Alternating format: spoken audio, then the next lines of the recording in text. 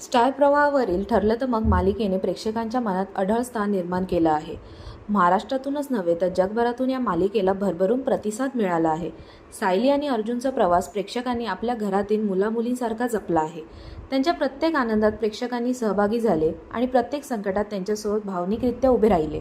आता या लोकप्रिय मालिकेत सर्वात मोठा आणि धक्कादायक वळण येणार आहे.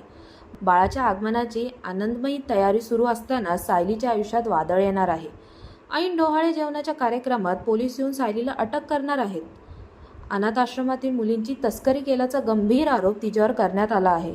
आनंदाच्या क्षणी घडणारी ही अनपेक्षित घटना अर्जुन आणि संपूर्ण कुटुंबाला हादरून सोडणार आहे. ह्या धक्कादायक ट्विस्टचा झलक दाखवणाऱ्या नव्या प्रोमोला प्रेक्षकांचा प्रचंड प्रतिसाद मिळाला. अवघ्या काही तासात प्रोमोने 1 मिलियन व्ह्यूजचा टप्पा पार केला. सायलीच्या पाठीशी उभे राहत प्रेक्षकांनी तिच्यासाठी न्यायाची मागणी केली आणि पुढे काय होणार याबद्दल उत्सुकता देखील व्यक्त केली आहे. ठरलं तर मग मालिकेला 4 वर्ष पूर्ण होतील. या 4 वर्षात प्रेक्षकांची साथ मोलाची लाभली. मालिकेतील एखादी गोष्ट आवडली तर प्रेक्षकांनी पाठ थोपटली, तर कधी चुकलो तर हक्काने कान पिळले. मालिकेचा पुढचा प्रवास आता अधिक रंजक होणार आहे.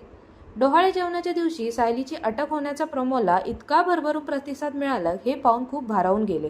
प्रेक्षकांना एकच आव्हान आहे, अशी सोबत द्या, अशी भावना जुई गडकरीने व्यक्त केली. मात्र सायली इतक्यात हार मानणाऱ्यांपैकी नाही. स्वतःवरील खोटे आरोप दूर करून सत्य जगासमोर आणण्यासाठी ती खंबीरपणे लढणार आहे. कारण आई होणारी स्त्री केवळ नवीन जीवाला जन्म देत नाही, तर आपल्या बाळाला भविष्यासाठी कोणत्याही संकटाला सामोरा जाण्याचं बळही तिच्यात असतं. एक बाई आपल्या मुलासाठी कोणत्याही वादळाशी 2 हात करू शकते. सायलीचा हा संघर्ष केवळ स्वतःसाठी नाही तर आपल्या बाळाच्या सुरक्षित भविष्याकरिता आणि सत्याच्या विजयासाठी असणार आहे. तेव्हा नक्की पहा. ठरलं तर मग रात्री 8:30 वाजता फक्त स्टार प्रवाहावर.